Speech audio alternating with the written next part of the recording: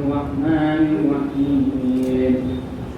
ياسين اللهم صل على محمد وآل محمد والقرآن الحكيم إنك لمن المرسلين على صراط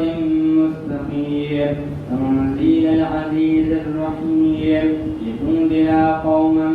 ما أنذر آباؤهم فهم غافلون لقد حق القول على أكثرهم فهم لا يؤمنون إنا جعلنا في أعناقهم أغلالا فهي إلى الأذقان فهم مقمحون وجعلنا من بين أيديهم سدا ومن خلفهم سدا فأغشيناهم فهم لا يبصرون وسواء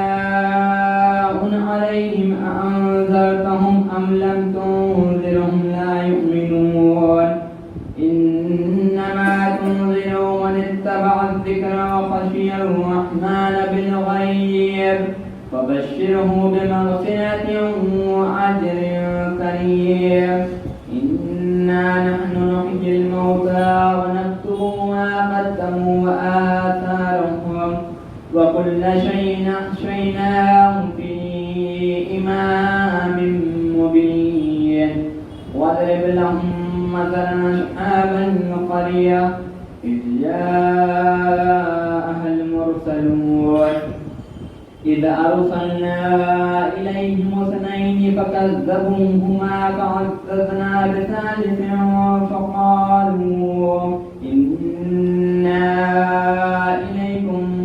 مرسلون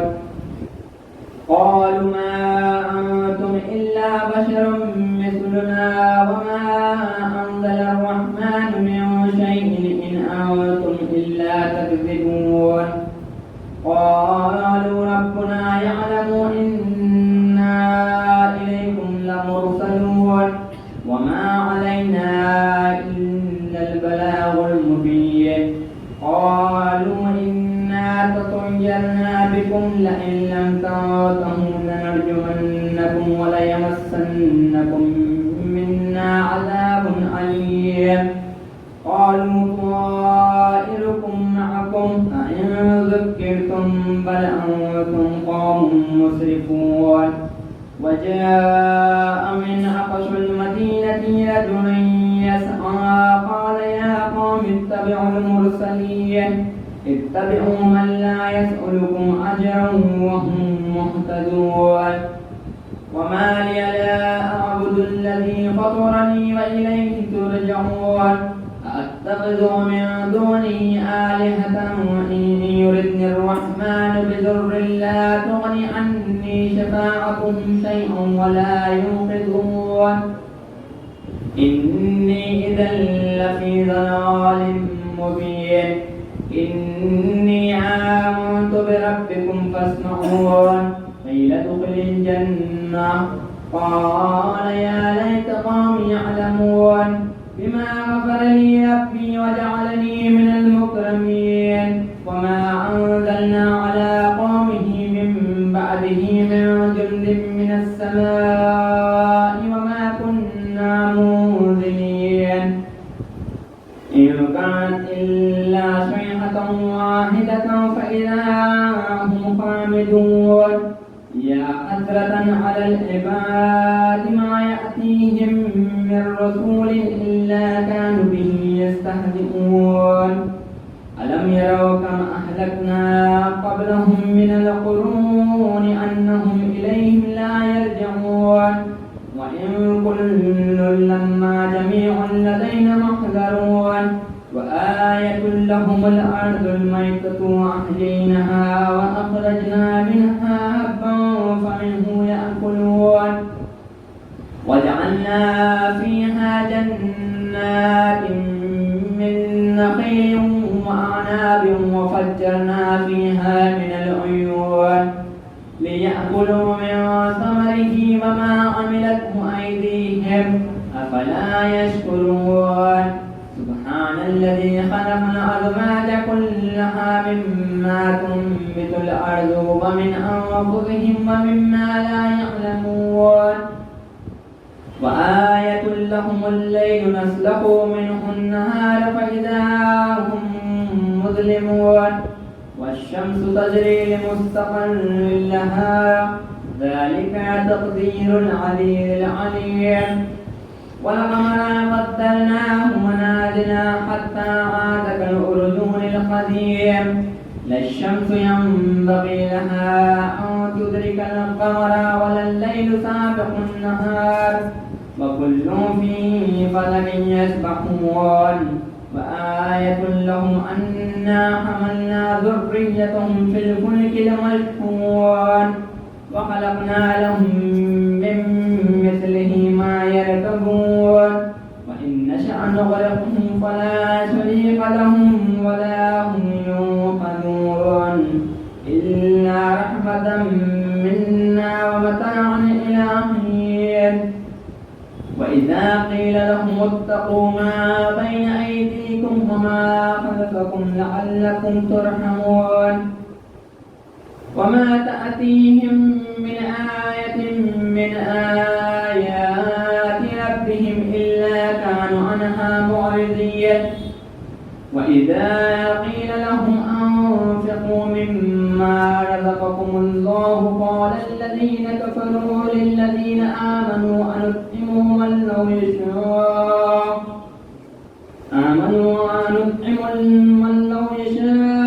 الله أطعمه إن أنتم إلا في ضلال مبين ويقولون متى هذا الوعد إن كنتم صادقين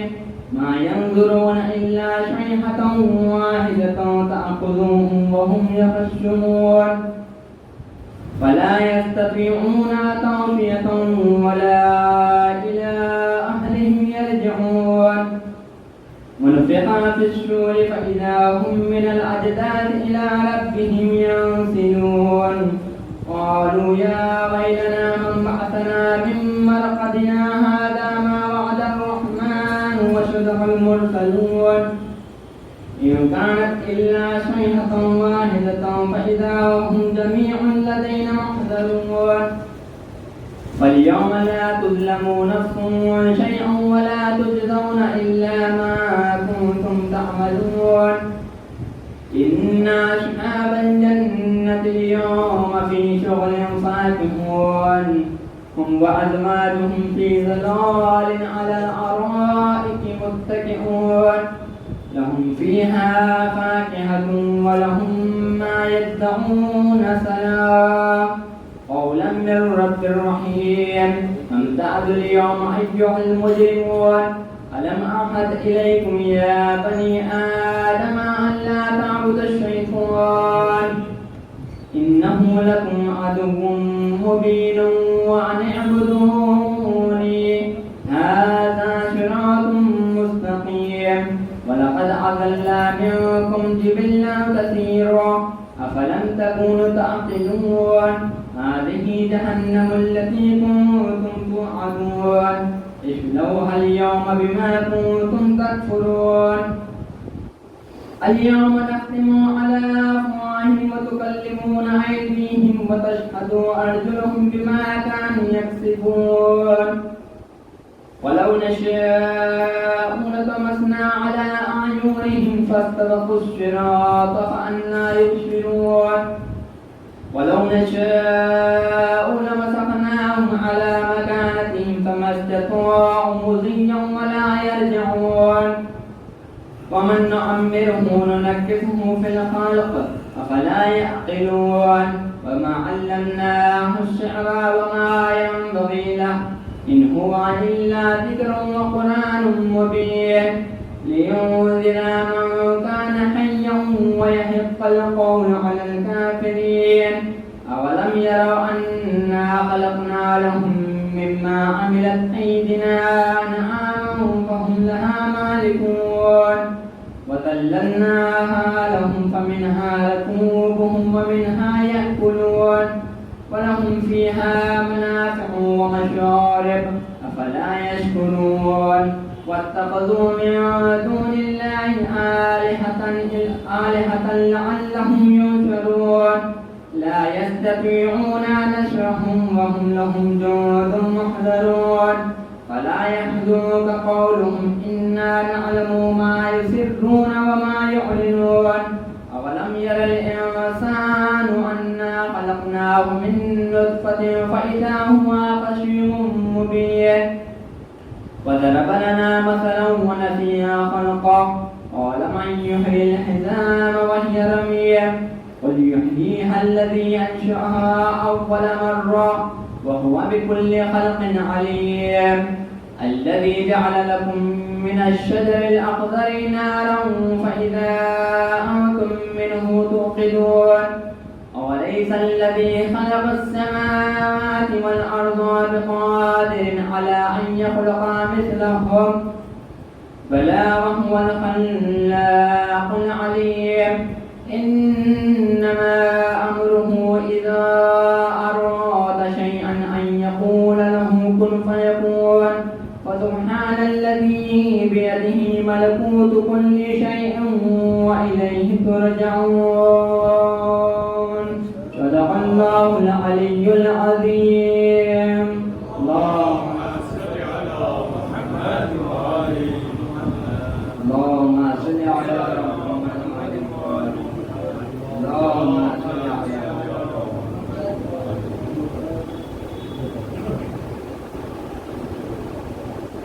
حضرات الجمعہ سے ایک مرتبہ سورہ حمد، ایک مرتبہ سورہ اخلاص کی تلاوت فرما کر مولوی غلام احمد صاحب نے غلام رسول مرحوم اور آقائی سید محمد جعفری ابن سید علی جعفری مرحوم کے لیے اصحال ثواب. آقائی سید محمد علی شیرازی ابن سید علی شیرازی.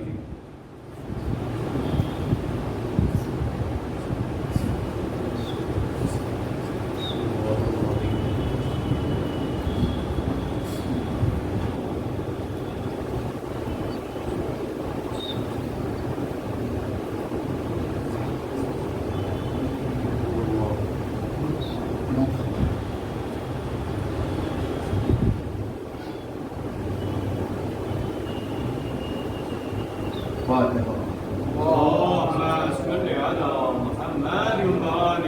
محمد.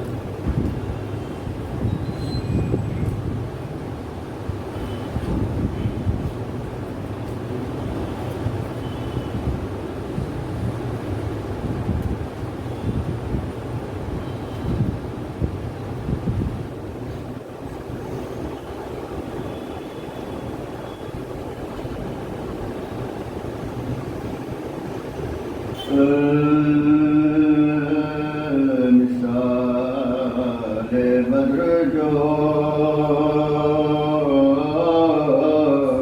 حاصل ہوا کمال مجھے گھٹا گھٹا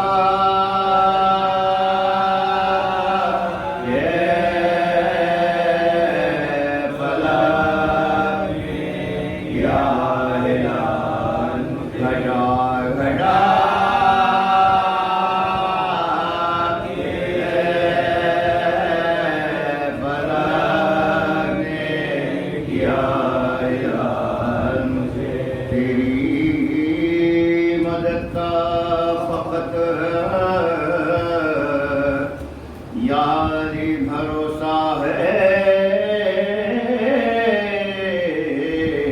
کسی کے آس نہیں واتے اتفاق مجھے غریب جو تجھے دینا ہو بے طلب دے دے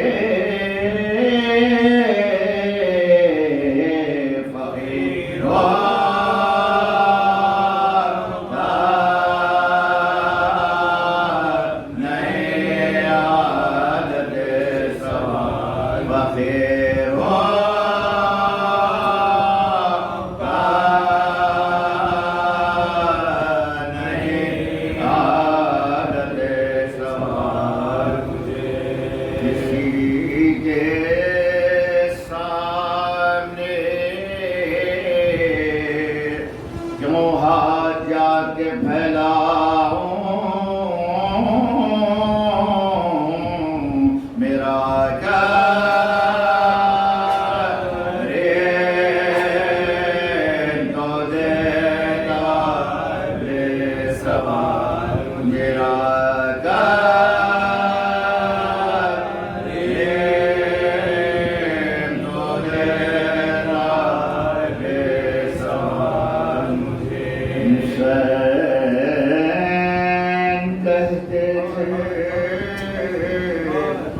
پروردگار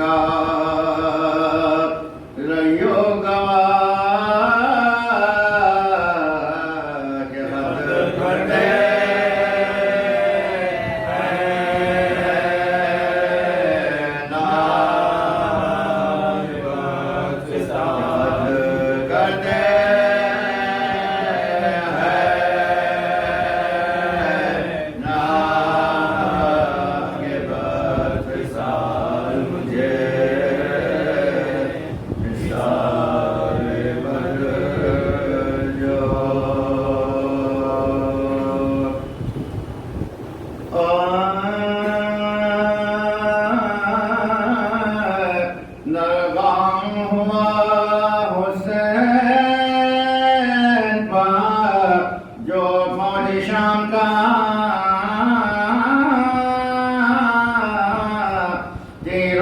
جسم چھن گیا شاہنام کا چلایا نا لے کے عمر خاص وہاں کا ہے مر بھائی لگیا تمہیں کام کا ہے مر بھائی لگیا تمہیں کام کا میرے رسمان احمد و حسین کو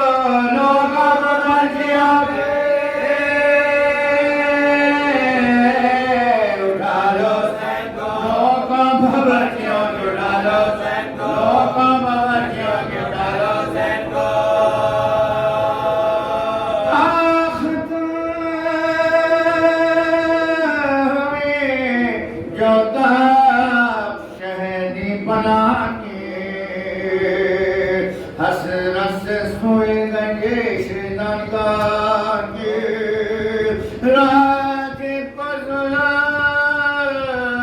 جناح نے دیکھا راکی رو کر حسین بولے مرے لاگے رو کر حسین بولے مرے لاگے درد و علم کی کسے تلداد کیجئے بولا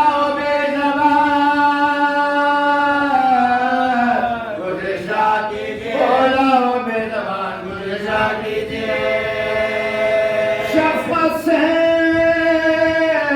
ہاتھ گھوڑے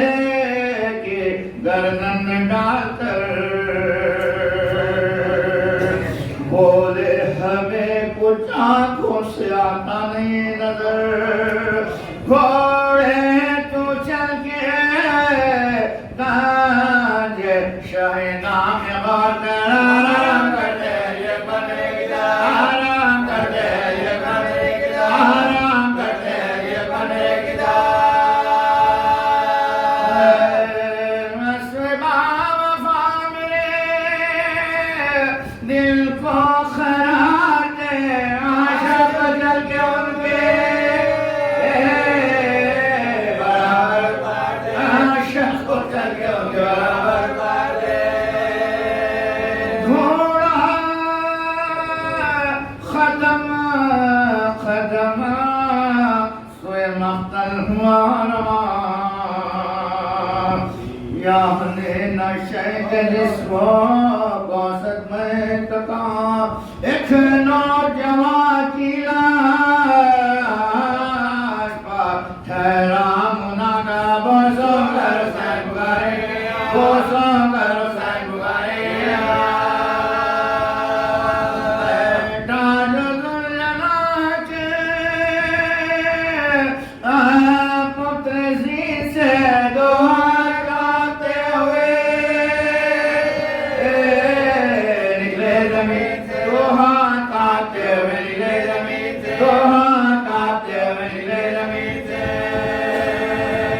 ہاتھوں کے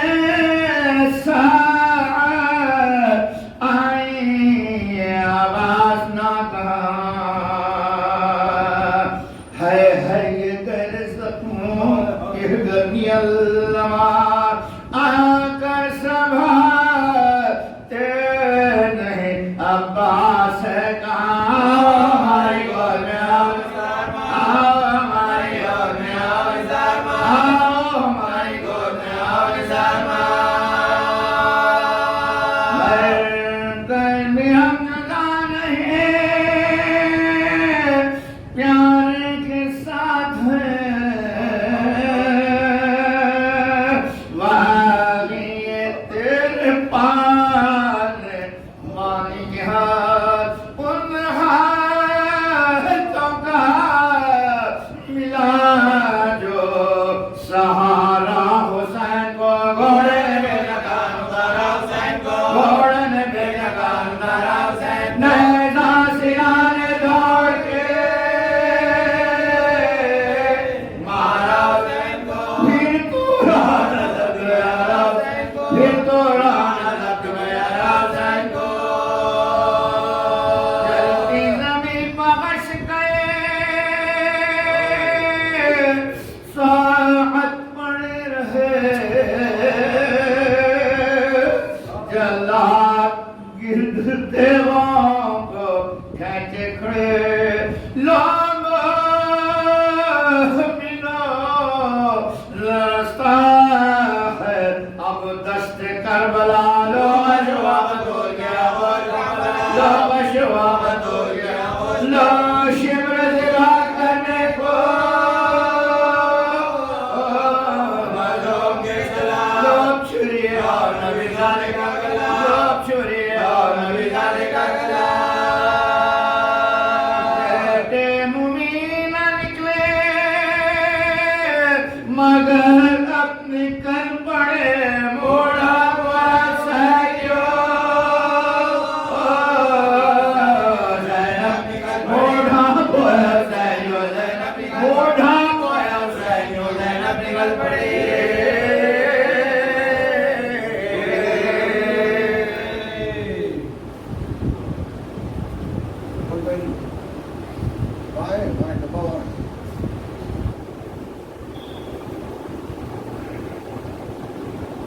बहुत से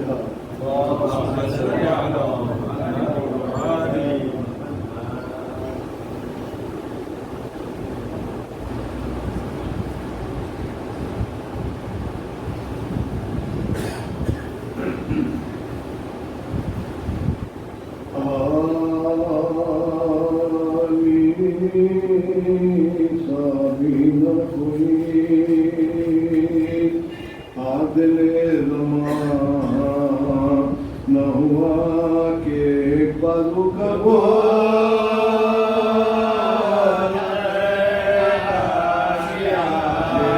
बाजू कबो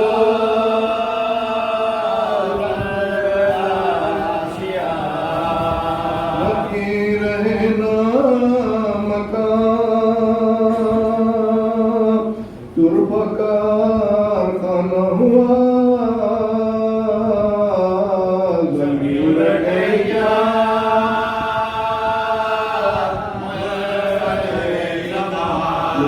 उलट गई क्या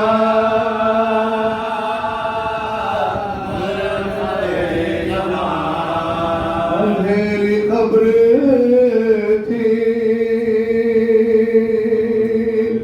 और मैं था यार अली वली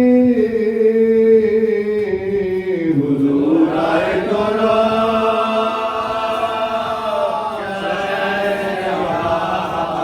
हुजूर आए तो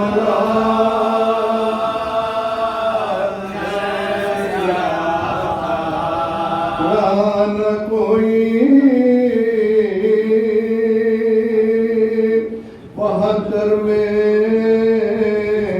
लोहर तक बाकी हुसैन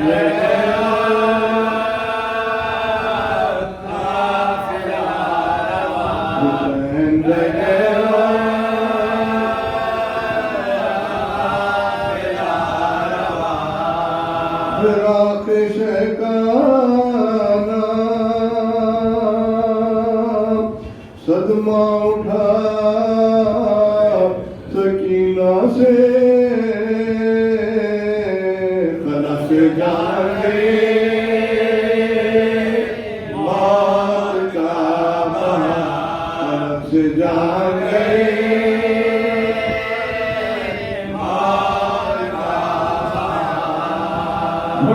کے راہ سے پیچھے کہیں نہ رہ جاؤ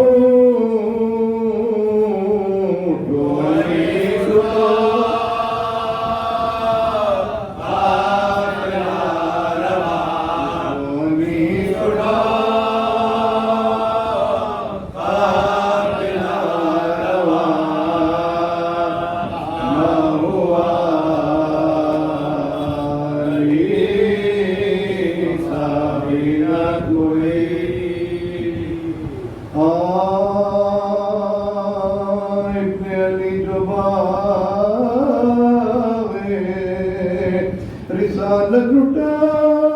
چکا بھائی کی اور باپ کی دولت لٹا چکا پونجی حرم کی اپنی بذات لٹا چکا سب کچھ پر آئے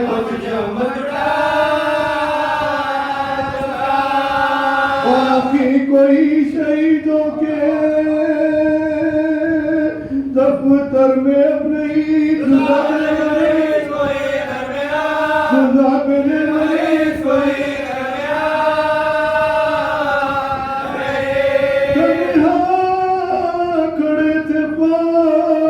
میں چاہے پلک میں خار جو آئے چار سنت سے ارپوں سے بشیار دیکھا کہ ہے میام میں حیدر کی ظلم خار جرت ہوئی ہے یاد خدا میں شاہ نے سب کو بھلا دیا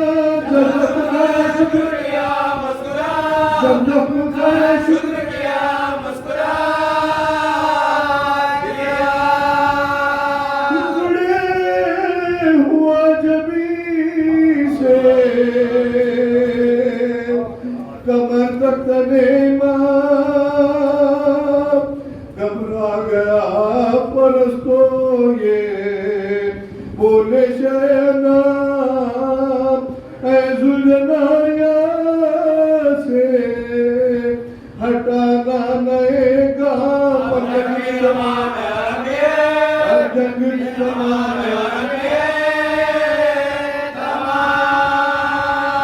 گھیرے ہوئے ہیں فوج اجل سدرا ہے جائے گا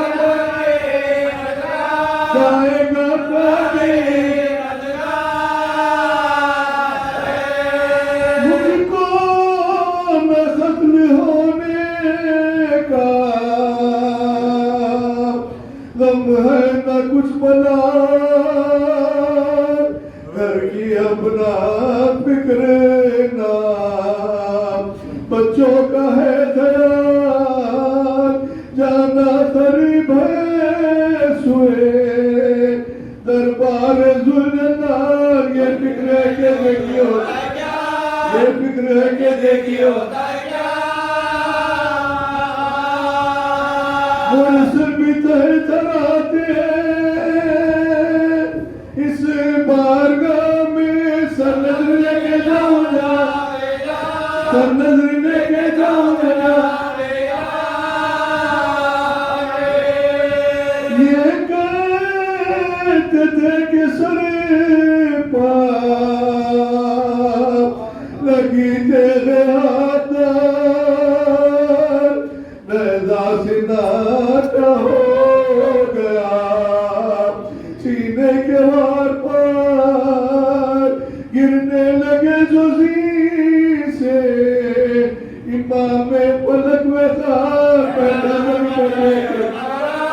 بیٹھا زمین پر ٹیک کے گھٹنوں خشم جگر پکڑ کے بدر دو لمگرے سمجھ گیا نظر بشا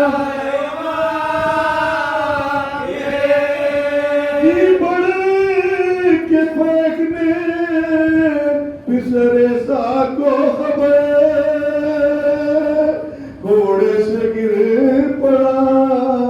اسد اللہ کا پسے بشاشوں کے شمرے سے بولا خیر سے جلدی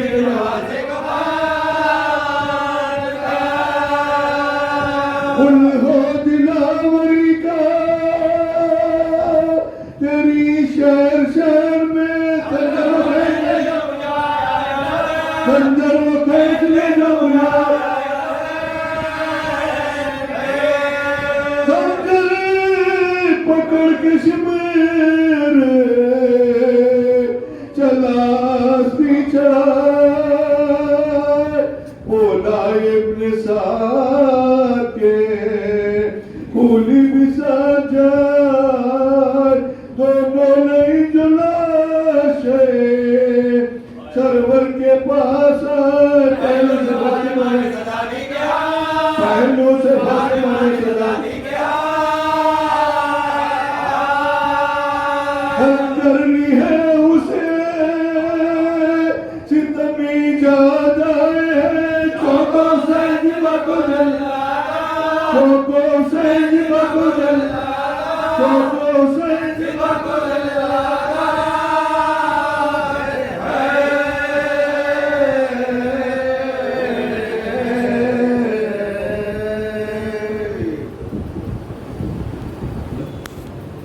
مولوی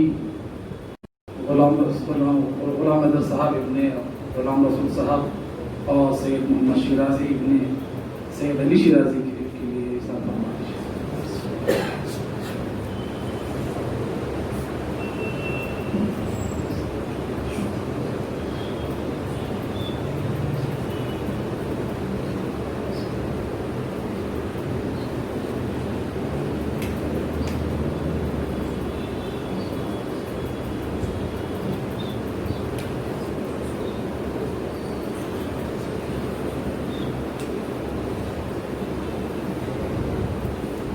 أعوذ بالله السميع العليم من همزات الشياطين بسم الله الرحمن الرحيم الحمد لله الذي هدانا لهذا وما كنا لنهتدي لولا أن هدانا الله لقد جاءت رسل ربنا بالحق والصلاة والسلام والتحية والإكرام على النبي الأمي المكي المدني القرشي الهاشمي الأبطر الديام المضي الكوكب الدري صاحب الوقار والسكينة المدفون بأرض المدينة العبد المؤيد والرسول المسدد المصطفى الأمجد المحمود الأحمد حبيب إله العالمين ورحمة للعالمين وخاتم النبيين المخاطب بطه وياسين مولانا أبي القاسم محمد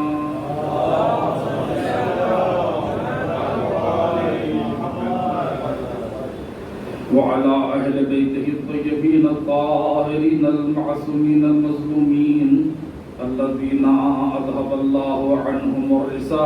وطهرهم تطهيرا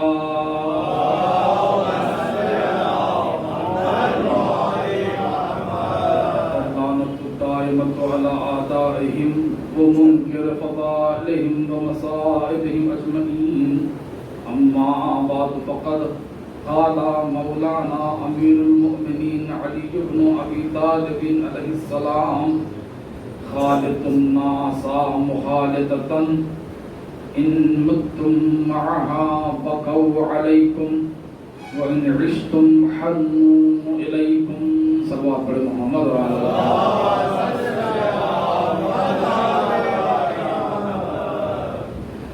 عزیزان گرامی، انسان اور حیوان میں ایک اہم فرق یہ ہے کہ حیوان اس کی جسمانی ضرورتوں کے پورے ہونے کے بعد وہ کسی اور دوسری چیزوں کے بارے میں سوچتا نہیں، تو کوئی اور چیز نہیں چاہتا۔ جب اس کی جسمانی اور ظاہری ضرورتیں پوری ہو جاتی ہے تو پھر وہ کسی اور چیز کی طرف متوجہ ہی نہیں ہوتا۔ لیکن انسان ایسے نہیں، بلکہ انسان جسمانی ضرورتوں کے پورے ہونے کے بعد بھی عاطفی اور اخلاقی چیزوں کی انسان کو ضرورت ہوتی ہے۔ انسان معاشرے کا نیازمند اور محتاج ہے، اور چاہتا ہے کہ اسے ایک ایسا معاشرہ ملے کہ جس میں اخلاص، محبت اور وفاداری پائی جاتی ہو، اور اسی طرح منافقت، خیانت اور بے وفائی سے کو وہ پسند نہیں کرتا۔ لہذا انسان ایک اچھا معاشرہ چاہتا، لیکن وہ ایک اچھے معاشرے کو اس وقت تک تشکیل نہیں دے سکتا جب تک کہ اس کے پاس ایمان اور تقوی کی دولت نہ ہو۔ اس لیے کیونکہ ایک اچھا معاشرہ ایمان اور تقوی کے ذریعے ہی بن سکتا۔ جس معاشرے میں ایمان اور تقوی نہ ہو وہ معاشرہ بکھیر کر رہ جاتا، وہ معاشرے میں کبھی بھی مضبوطی نہیں ہو سکتی، وہ معاشرے میں کبھی ٹکاؤ نہیں ہو سکتا، وہ معاشرہ کمزور ہوگا کہ جس میں دولت ایمان و تقوی نہ ہو۔ تو لہذا اگر اپنے معاشرے کو صحیح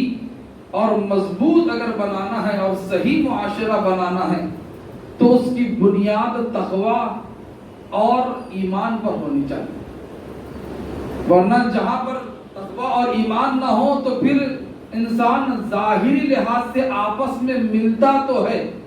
لیکن اس کا یہ ملنا مستقل نہیں ہو سکتا۔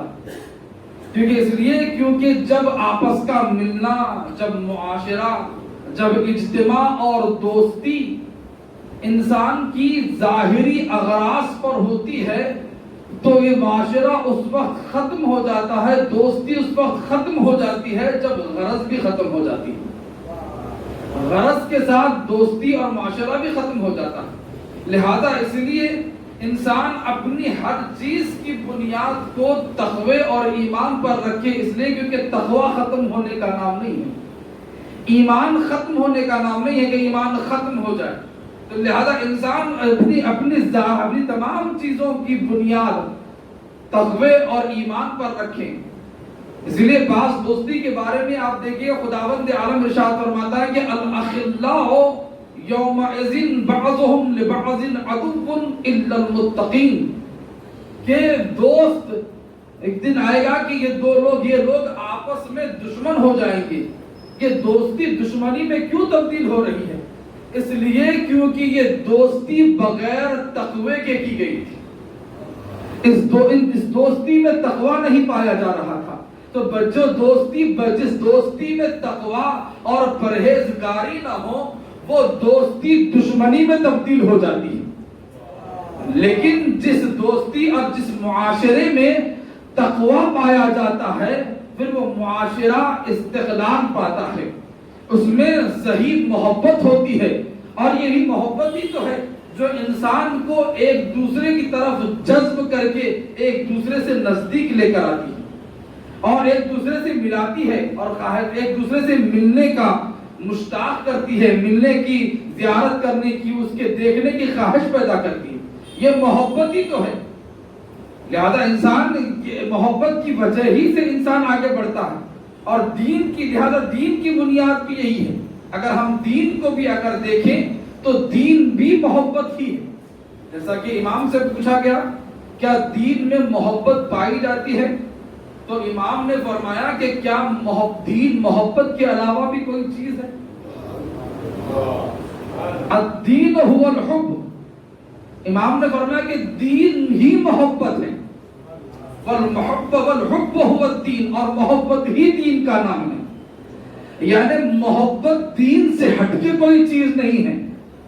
اور دین محبت سے کوئی ہٹ کے کوئی چیز نہیں ہے۔ تو لہذا اگر محبت ہے تو پھر انسان اگر دیندار بننا چاہتا ہے تو پھر انسان کو محبت بھی کرنا پڑتا ہے۔ تو غور کیجئے گا کہ خداوند عالم نے رسول خدا کی پیروی اور ان کا اتباع کے لیے شرط بھی محبت ہی پر رکھی ہے۔ ان کنتم تحبون اللہ فاتبعونی، کہ اگر تم اللہ سے محبت رکھتے ہو تو اتباع کرو، یعنی رسول کی اتباع بھی کب ہوگی کہ جب خدا سے محبت ہوگی، جب خداوند عالم سے محبت، خدا کی محبت ہمیں اتباع رسول کی طرف لے کر جائے گی۔ ہاں البتہ نشانی محبت پیروی ہے، نشانی محبت بھی پیروی ہے کہ پیروی ہے تو پھر محبت ہے، تو لہذا یہ پیروی یہ تمام وہ چیزیں ہیں، یہ محبت ہی تو ہے۔ تو لہذا حضرات گرامی اگر محبت میں تقویٰ ہے، اگر محبت میں ایمان ہے تو وہ محبت ہے۔ ظاہری اغراض کو وہ چاہتے جس میں ظاہری اغراض پائی جاتی ہے اسے محبت نہیں کہا جاتا، اسے صرف شہوت کہتے ہیں۔ جو غرض کے لیے چاہت ہوتی ہے، جو چاہتے غرض کے لیے ہوتی ہے وہ شہوت ہوتی ہے، وہ محبت نہیں ہوتی ہے۔ محبت کی بنیاد تقویٰ ہے، محبت کی بنیاد ایمان ہے۔ جس محبت میں تو لہذا عزیزان گرامی اگر بنیاد تقویٰ اور ایمان پر ہوگا تو اب چاہے انسان سامنے موجود ہو یا نہ ہو انسان اس کی عزت کرتا ہے۔ انسان اسے اس طریقے سے کیوں؟ اس لیے کیونکہ تقویٰ اور ایمان نے اسے وہ سلیقہ دیا ہے زندگی گزارنے کا کہ اگر سامنے بھی اگر وہ ہوتا ہے تو انسان لوگ اس سے محبت کرتے ہیں، اس کا احترام کرتے ہیں، اور اگر وہ سامنے نہیں بھی ہوتا ہے تو اس کے تقوی اور ایمان کی وجہ سے اس کی عزت اور احترام کیا جاتا ہے۔ صلوات پڑھیں محمد و آل محمد۔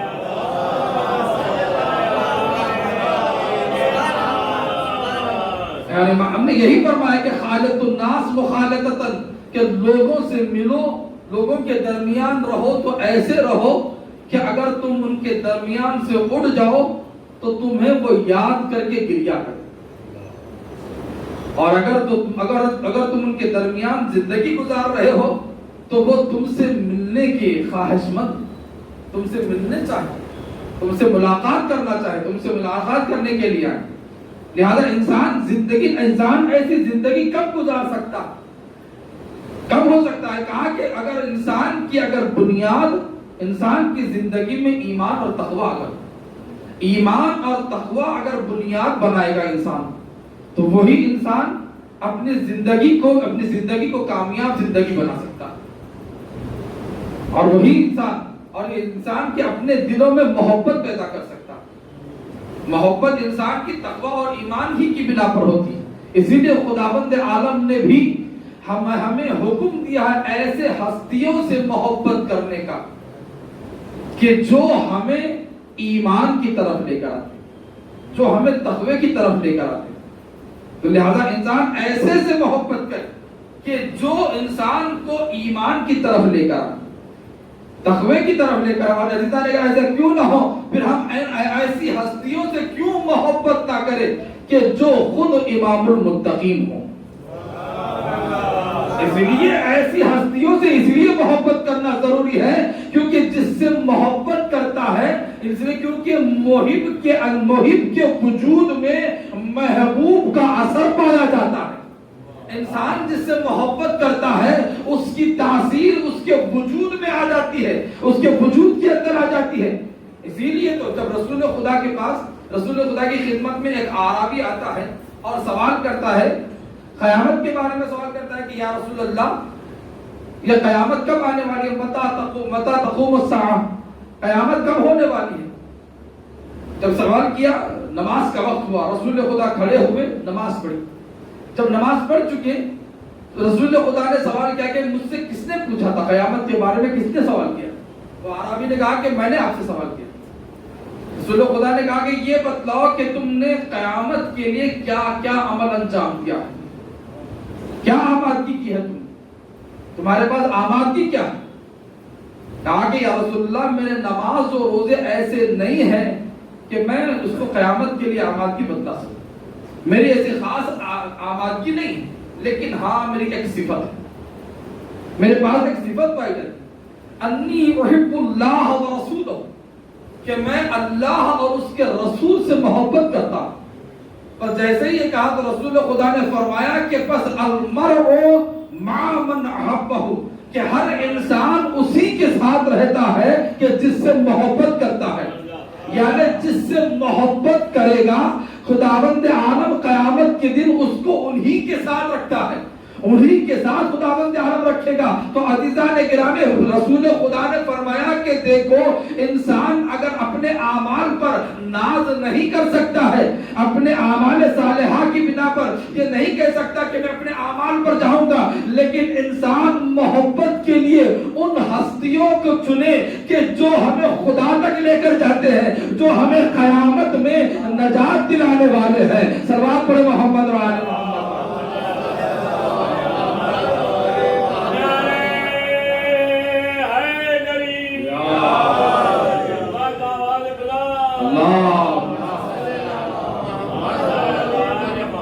اسی لیے کہا گیا کہ محبت بھی مولا کائنات کی محبت کے بارے میں کہا گیا ہے کہ حب علی لا تضر معها سیئہ،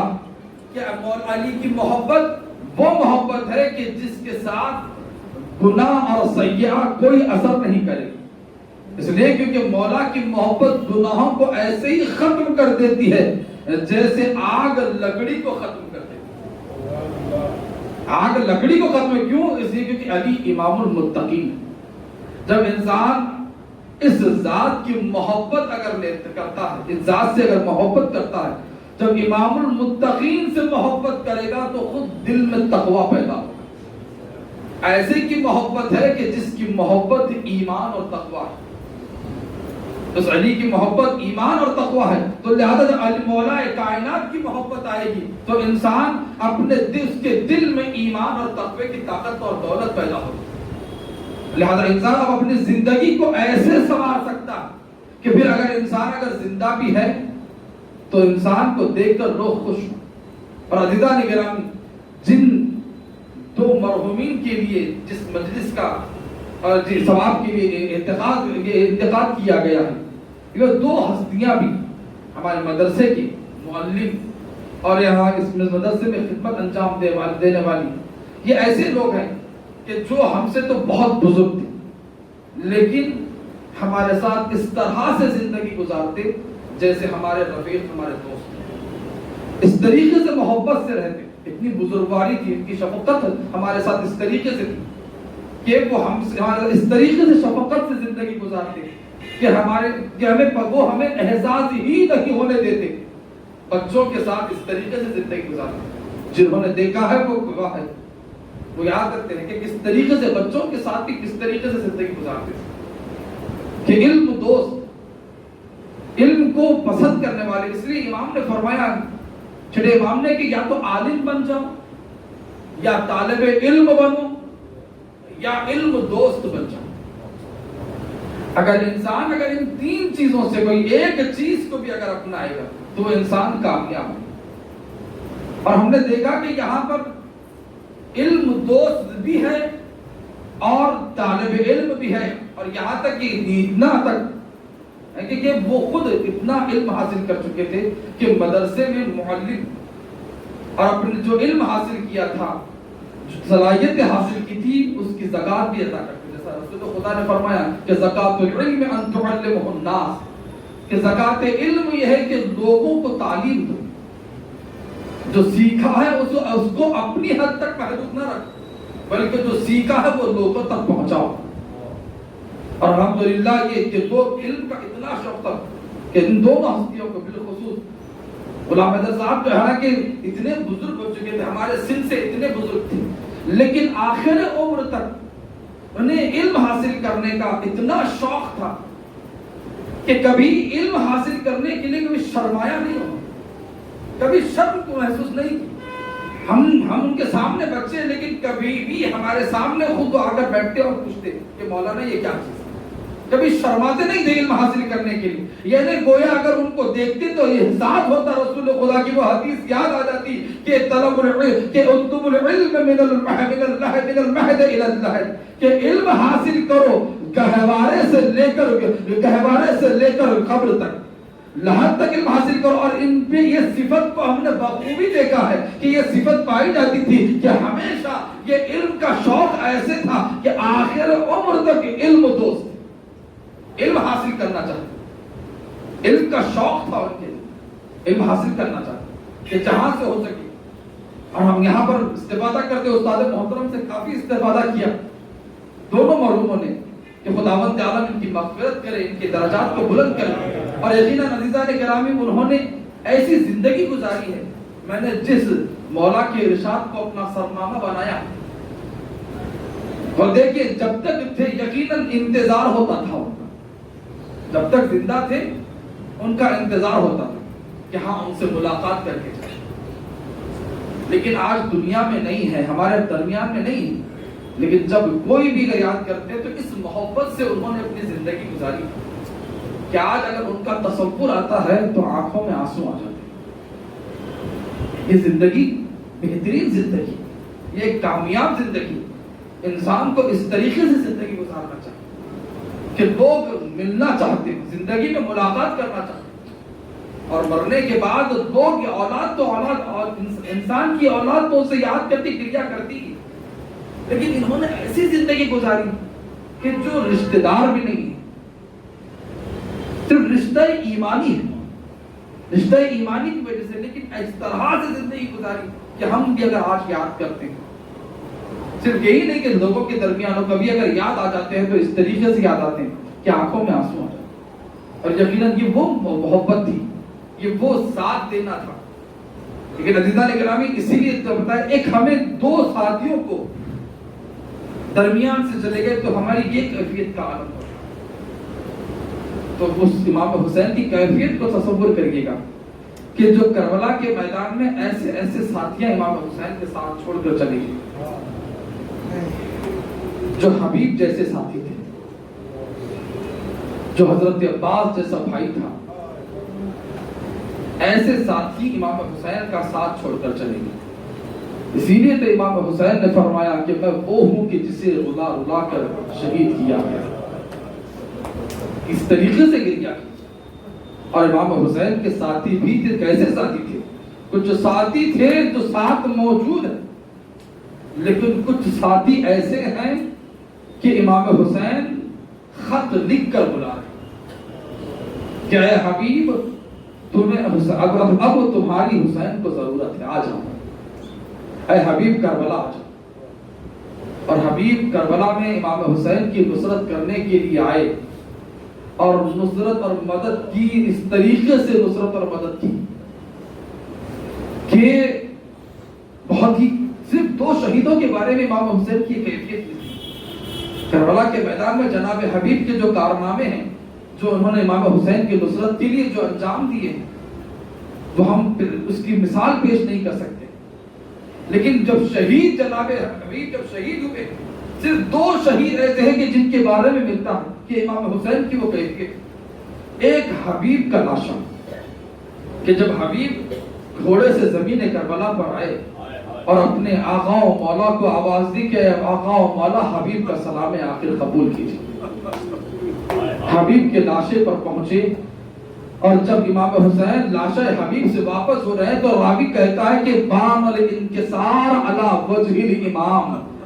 امام کے چہرے پر آثار شکستگی کا آثار ظاہر ہو چکے تھے. ہاں عزادارو ذرا حبیب کی عظمت کو سمجھیے گا کہ کیا حبیب کی عظمت ہے کہ آثار انکساری امام حسین حبیب کے بعد آثار انکساری امام کے چہرے پر ظاہر ہو جا رہی ہے. ایک حبیب کا لاشا ہے کہ جس کے لاشے سے واپس ہو رہے ہیں تو راوی یہ کہہ رہا ہے کہ آثار انکساری وبان الانکسار علی وجہ الامام. ایک حبیب کا لاشا ہے، ایک اور لاشا ہے کہ جس لاشے سے واپس ہو رہے یہی لفظ مختم میں ملتا ہے. وہ کس کا لاشا ہے؟ وہ عباس ابن علی کا لاشا ہے. وہ عباس کا بھائی کا لاشا ہے کہ جب امام حسین عباس کے لاشے سے واپس ہو رہے تھے تو حسین کے چہرے پر ان کے ساری کے آثار نمودار ہو گئے تھے. اللہ اکبر. جب بھائی کا سلام پہنچا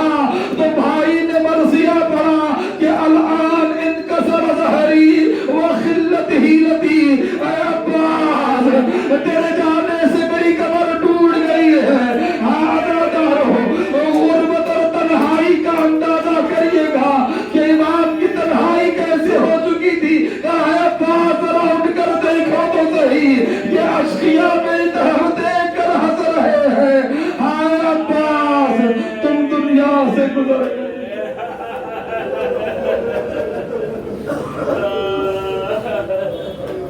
اللہ لعنت اللہ علی القوم الظالمین وسيعلم الذين ظلموا أي منقلب ينقلبون. إنا لله وإنا إليه راجعون. رزم کا تضاہی و تسلیما لامر پروردگار ذکر قلیل کو ذاکر ہے اور سماعت کو سامعین کرام اور بنا کو بانیان محترم سے قبول فرمائے. پروردگار اس مجلس کے ثواب کو مرحومین کے عروج درجات کے لیے بہترین سبب اور ذریعہ قرار دے. دنیا میں اہل بیت کے چاہنے والے جہاں کہیں رہتے ان کی جان و مال عزت اور آبرو کے ساتھ ان سب کی حفاظت فرما. جو مومن و مومنات پریشان حال ان کے پریشانیوں کو دور فرما. جو مقروض ان کے قرضوں کی ادائیگی فرما.